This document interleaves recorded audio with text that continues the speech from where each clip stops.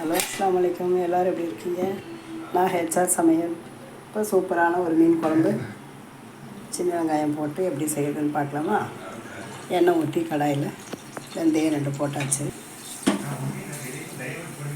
எண்ணெயும் 2 கரண்டி எண்ணெயும் 2 கரண்டி நல்லெண்ணெயும் கொஞ்சம் ஊற்றி தாளிச்சிக்கலாம். நல்லெண்ணெய் ஊற்றினா ரொம்ப நல்லாயிருக்குங்க, டேஸ்ட்டும் வாசனையும். கூடவே 1 ஸ்பூன் சீரகம்,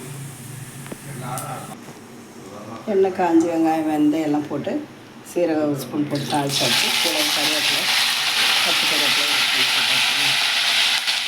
சின்ன வெங்காயம் கொஞ்சம் எடுத்து வச்சுட்டு ஒரு 1/4 கிலோ அளவுக்கு சின்ன வெங்காயம் 2 பச்சை மிளகாய் எல்லாம் போட்டு எண்ணெய் நல்லா வதக்கி வைக்கலாம். இந்த குழம்புக்கு மீன் குழம்பு சின்ன வெங்காயம் போட்டால் ரொம்ப டேஸ்ட் நல்லா இருக்குங்க. நல்லா வாசனையாக டேஸ்ட்டும் ரொம்ப அருமையாக இருக்கும். ட்ரை பண்ணி பாருங்கள். மீன் குழம்புக்கு எப்போவுமே சின்ன வெங்காயம் போட்டால் அதோட டேஸ்ட்டு தனி தான். நான் ஏற்கனவே மீன் குழம்பு வீடியோ மண் சட்டியில் போட்டிருக்கேன், செக் பண்ணி பாருங்கள், நல்லாயிருக்கும். எண்ணெயில் நல்லா வதக்கி வெங்காயம் ஒரு 5 நிமிஷம் எண்ணெயில் வேகட்டும். குழம்பு கொஞ்சம் தேவையான அளவு ஒரு 100 கிராம் 150 கிராம் அளவுக்கு புளி ஊற வச்சு கரைச்சி எடுத்து வச்சுக்கேன். ஒரு தக்காளி கூடவே கரைச்சிருக்கேன். கூடவே தேவையான அளவு மிளகாய்த்தூள்லாம் போட்டுக்கலாம். வீட்டில் அரைச்ச குழம்பு மிளகாய்த்தூள் காரத்துக்கு ஏற்ற மாதிரி போட்டுக்கலாம். நான் ஒரு 5-6 கரண்டி போடுவேன். எங்கள் குழம்புக்கு ஏற்ற மாதிரி காரத்துக்கு ஏற்ற மாதிரி நீங்கள் போட்டுக்கலாம். இது தனியாக மிளகா, மிளகு, சீரகம் எல்லாம் சேர்த்து அரைச்ச மிளகாய்த்தூள் தான். நான் ஒரு நாளைக்கு அந்த ரெசிபியும் வீடியோ போடுறேன். நான் மிளகா தனியாக வீடியோ. வெங்காயம் நல்ல எண்ணெயில் வதக்கிட்டு, சின்ன வெங்காயம்னால கொஞ்சம் நல்ல எண்ணெயில் கண்ணாடி பார்த்துட்டு வதங்கினா போடுவேன். இது எடுத்து சாப்பிட்ற அளவுக்கு டேஸ்ட் நல்லாயிருக்கும். கூடவே ஒரு 2 தக்காளி பழமாக கட் பண்ணி வச்சுருக்கேன். வெங்காயம் 2 தக்காளி போட்டுவேன். போட்டு நல்ல எண்ணெயில் ஒரு 5 நிமிஷம் வதக்கணும்.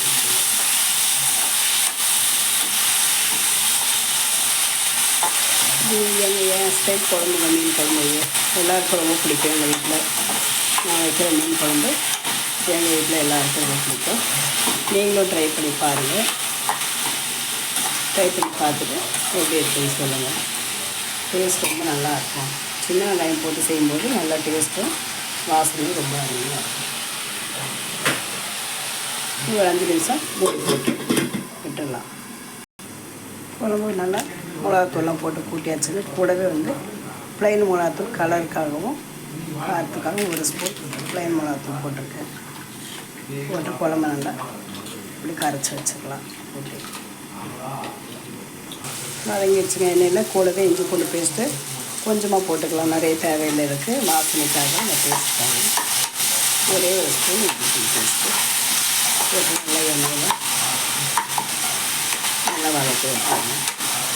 இந்த பச்சை வாசனை போகிற வரைக்கும் இஞ்சி பூண்டு பேஸ்ட்டு பச்சை வாசனை போகிற வரைக்கும் நல்லா எண்ணெயில் வதக்கிட்டு நல்ல வாசனை கமகமன்னு வருது. டேஸ்ட்டும் ரொம்ப நல்லாயிருக்கும்.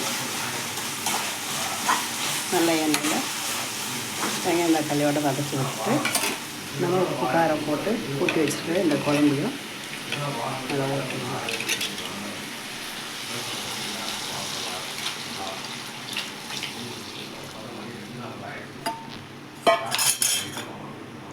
போட்டு நல்லா குழம்பு கிண்டி விட்டுலாங்க.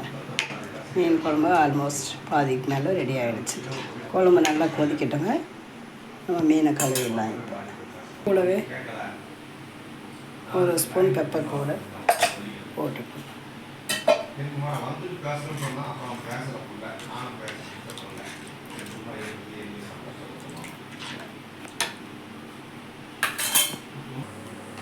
குழம்பு கூட்டி தாளிச்சாச்சுங்க. குழம்பு இந்த ஸ்டேஜில் இருக்கட்டும். இன்னும் கொதி வரல, நல்லா கொதித்து கொஞ்சம் வற்றதுக்கப்புறம் நம்ம மீன் போட்டுக்கலாம். அது வரைக்கும் அடுப்பு கொஞ்சம் மீடியம் ஃப்ளேமில் வச்சுக்கலாம். கொதி வந்தோடனே கொஞ்சம் ஸ்லோவாக வச்சுக்கணும்.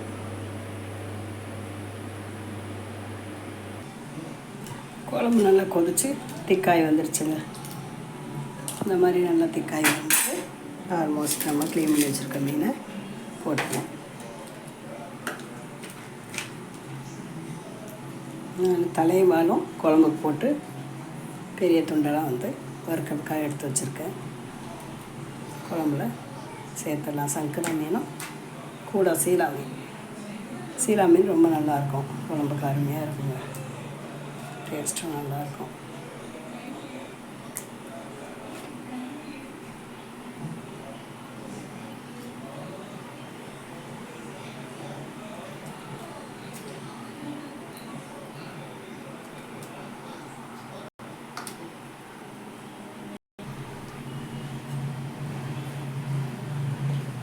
மெதுவாக லேசாக கிளறி விட்டுடலாம்.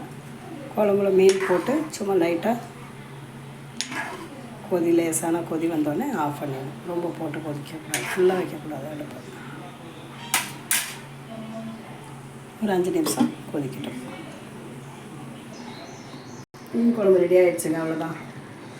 அடுப்பு சிம்மில் வச்சு ஒரு 10 நிமிஷம் கொதிச்சா வச்சு போதும். விட்டால் நல்ல வாசனையாக டேஸ்ட் ரொம்ப நல்லாயிருக்கும். இப்போதாங்க நம்மளோட மீன் குழம்பு ரெடி ஆகிடுச்சு. சூப்பராக நல்லா சுருக்குன்னு நல்லா காரசாரமாக இருக்கும். இறக்கும்போது கொஞ்சம் கருவேப்பிலை கொத்தமல்லி தூள். இதே மாதிரி நீங்களும் செஞ்சு பார்த்துட்டு எப்படி இருக்குன்னு சொல்லுங்கள். பிடிச்சதா லைக் பண்ணி ஷேர் பண்ணுங்கள். மறக்காமல் நம்ம சேனலை சப்ஸ்கிரைப் பண்ணிக்கோங்க. அஸ்ஸலாமு அலைக்கும்.